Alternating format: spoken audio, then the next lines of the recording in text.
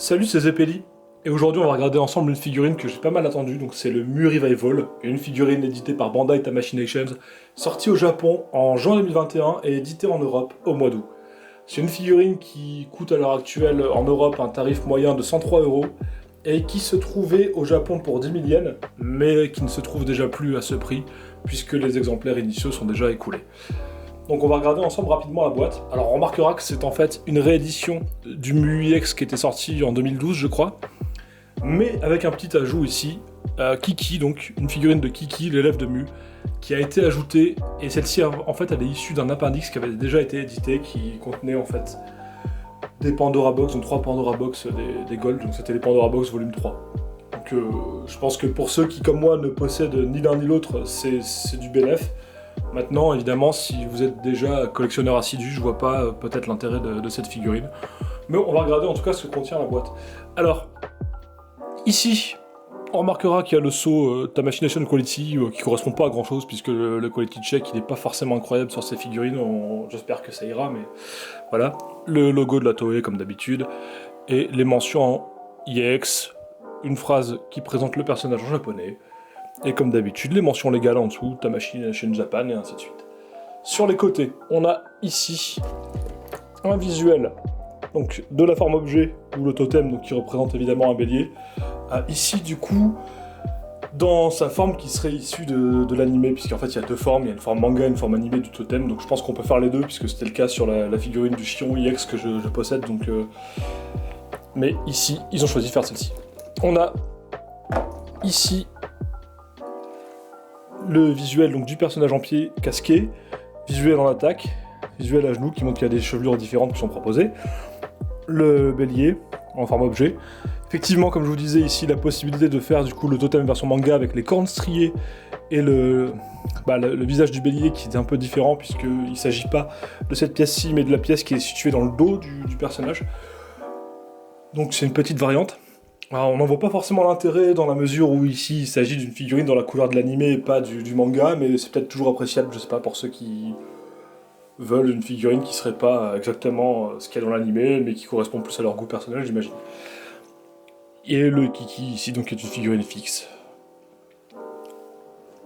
Sur l'autre côté, une pose qui nous montre la fameuse attaque Starlight Extinction, qui est donc une des attaques les plus puissantes du bélier. Et c'est à peu près tout. Au-dessus, visuel de Pandora Box. Et en dessous, mention légale habituelle, avec ici un autocollant d'importation puisqu'il s'agit d'une version européenne.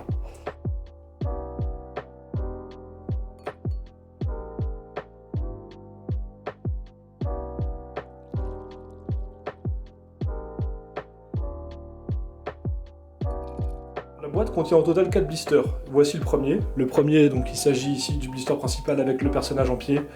Les parties qui correspondent aux armures des bras et des jambes, ainsi que deux accessoires, donc le marteau et le burin, puisque Mu est celui qui répare les armures. On a également ici donc une chevelure qui est déliée, qui ne correspond pas à la chevelure principale de Mu dans l'anime de 86, mais qu'on remarquera plutôt dans la partie Hades. Ce qui est peut-être un peu dommage, puisqu'en fait le violet ici des cheveux de Mu est très pâle, et il rappelle forcément le coloris plus de l'anime d'origine que les couleurs du Revival avec l'arrivée de l'Arcades en animé. Le deuxième blister contient quant à lui des pièces d'armure. On a ici les cornes, donc les cornes format animé ici, donc les cornes lisses, les cornes striées qui correspondent au manga, le casque de Mu, la structure du totem, ou de la forme objet, les parties qui correspondent au torse, c'est-à-dire le corset et le plastron, ainsi que la jupe, et les paires de mains. Donc ici, paire de mains ouverte mais qui semble attraper quelque chose, les mains qui tiennent les accessoires et des poings fermés. Bon, c'est pas mal hein, en termes de présence ici de mains. On aurait peut-être espéré en avoir plus, mais on a de quoi ici donc faire la pose de l'Athena Exclamation, par contre avec celle-ci, des attaques de Mu là tranquilles comme la Starlight Extinction avec ses mains ouvertes, et les mains qui permettent de tenir les objets. Bon, c'est vrai que c'est pas le nombre de mains le plus important qu'on ait sur un gold, mais ça peut faire le travail. Le troisième blister contient quant à lui donc les visages. Alors sur le personnage on a un visage impassible, mais ici on remarquera qu'on nous fournit un visage souriant, un visage hurlant et un visage aux yeux fermés. ainsi que une chevelure totalement déliée qui semble voler au vent, qui correspond à mon avis à celle qu'on peut utiliser pour faire la pose de l'Athena Exclamation. Donc si vous avez déjà Aliolia et puis Milo, vous pouvez les mettre ensemble pour faire cette attaque emblématique. Et on a surtout le personnage de Kiki, donc personnage bonus, qui est fourni ici, avec un petit socle pour pouvoir le poser. Le dernier blister contient quant à lui la cape, ainsi que 2 chevelures. Une chevelure traditionnelle, qui est la chevelure que Mu arbore souvent dans la version animée de 86, avec le chevalier, et ici, une chevelure pour un rendu casqué. En termes de paperasse, Bandai nous fournit comme d'habitude un schéma armure, avec les Revival on a toujours ça, donc le schéma de l'armure façon fin de manga. C'est d'ailleurs le choix de l'armure manga qui est fait ici sur cette présentation, puisqu'on remarquera que les cornes sont striées et que voilà, ici on a ce visage-là du bélier et les cornes striées. Donc c'est un choix un peu particulier, bon ça rappelle forcément les fins de page de manga, mais les couleurs sont bien celles de l'animé, donc c'est vrai que c'est un peu cul entre deux chaises. De l'autre côté, on a évidemment le visuel de la Pandora Box, et c'est comme d'habitude une petite feuille qui peut entrer dans le classeur qui vous est fourni avec la version SOG d'Aiolia si vous collectionnez évidemment les figurines tirées de l'animé Soul of Gold. On a également une notice tout à fait traditionnelle, donc c'est la même que celle d'origine sauf qu'il y a un logo bleu ici. Et la notice évidemment vous montre les pièces qu'il y a à l'intérieur de la boîte, comment est-ce qu'on monte le totem, comment est-ce qu'on monte le personnage, et même comment est-ce qu'on fait pour poser Kiki sur le socle. Donc c'est une notice qui est originale, qui est propre à celle de la Revival pour 2 raisons, le logo bleu ici, et puis la présence de Kiki. Le bonus proposé avec la version Revival est donc cette figurine de Kiki, une figurine d'environ 10 cm qui représente le petit disciple de Mu. Donc c'est une figurine qui a l'air d'être en plastique, en PVC, qui se manipule assez bien, elle est très légère, et on reconnaît bien le personnage avec un petit sourire malicieux. Il est assez bien peint, alors c'est pas incroyable non plus, mais c'est toujours agréable d'avoir une figurine de ce personnage qui n'existe pas sinon dans la gamme. Il est fourni avec un petit socle, donc le socle représente un débris de colonne grecque et on a deux petits pegs ici pour mettre les pieds dessus.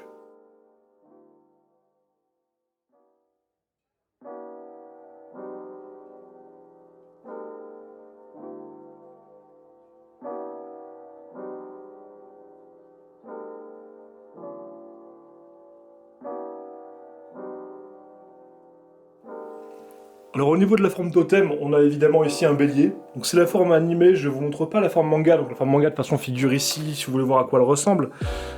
J'en vois pas en fait l'intérêt ici, puisqu'il s'agit bien évidemment d'une figurine aux couleurs de l'animé, et pas une figurine OCE, donc c'est bien évidemment cette forme-là que l'on peut voir dans les visuels arakiens qui sont ceux donc, de l'animé.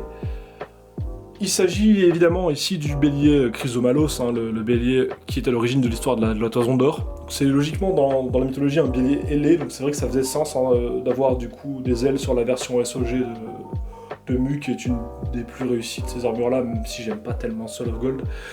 Toujours est-il que cette version-ci donc, est assez réussie, même si elle souffre en fait des défauts habituels des armures quadrupèdes, c'est-à-dire d'avoir des jambes qui sont manifestement des jambes humaines, et donc ça nuit un peu à la forme animale de l'ensemble. Ici, évidemment, ce qui est propre à la version animée, c'est d'avoir une sorte de 2 têtes de bélier, ici et là, donc c'est vrai que c'est un peu étrange.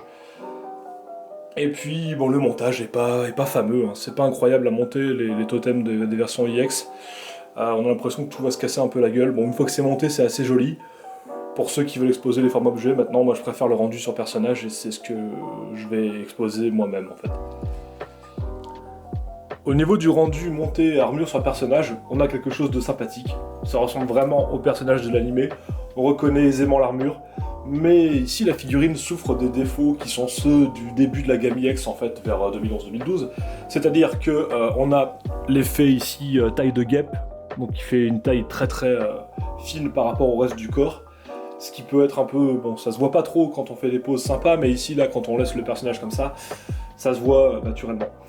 Les épaules également, qui sont les fameuses épaules trouées, où en fait l'épaulette est montée directement sur l'épaule et pas rattachée à l'armure.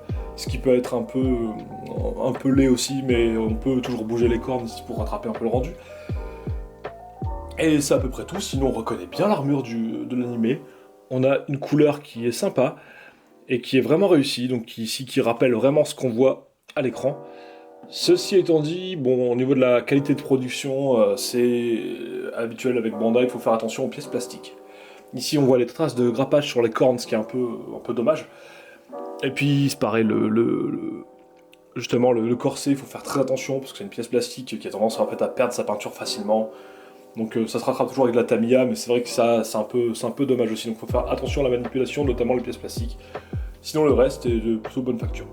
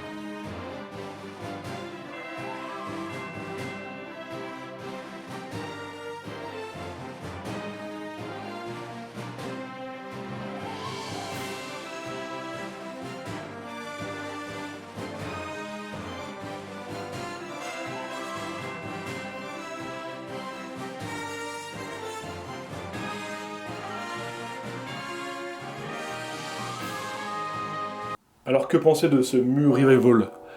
Alors, soyons clairs, si vous cherchez à compléter la gamme des 12 Gold EX, mieux vaut acheter celui-ci que la version originale.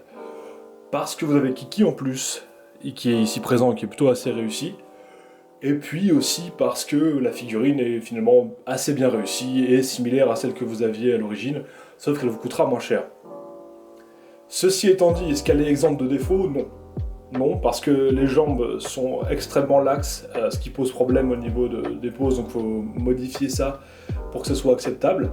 Parce que la qualité des pièces plastiques est, comme souvent, un peu. Enfin, la peinture surtout est un peu discutable parce que ça a tendance à partir vite. Donc il faut faire très attention à la manipulation et encore même en faisant gaffe, vous risquez d'avoir des petits problèmes. Bon, rien d'irréparable, mais en même temps, c'est dommage de devoir prendre autant de précautions sur une figurine qui vous coûte 100 €. Et puis parce que franchement, il faut avouer que évidemment, c'est dommage de voir que Bandai n'a pas forcément apporté ici des améliorations. Parce que c'est la même figurine que celle d'origine, on a toujours les défauts inhérents au début de la gamme EX, c'est-à-dire problème d'épaule, problème de taille de guêpe. Bon, dans l'ensemble, le rendu est quand même correct, hein. C'est vraiment une belle figurine, mais c'est vrai que c'est un peu dommage à ce niveau-là. Pour moi, le positif l'emporte parce que, déjà, plusieurs choses. On remarquera que, alors, la teinte s'est un peu améliorée par rapport à l'armure d'origine parce que le chion que j'ai ici a la couleur d'origine de la version 2012. Ici, là, en fait, c'est quand même un peu plus pétant. C'est un peu. Le gold est mieux réussi. Donc, à ce niveau-là, je pense que c'est un peu mieux sur cette version-là que sur la version initiale.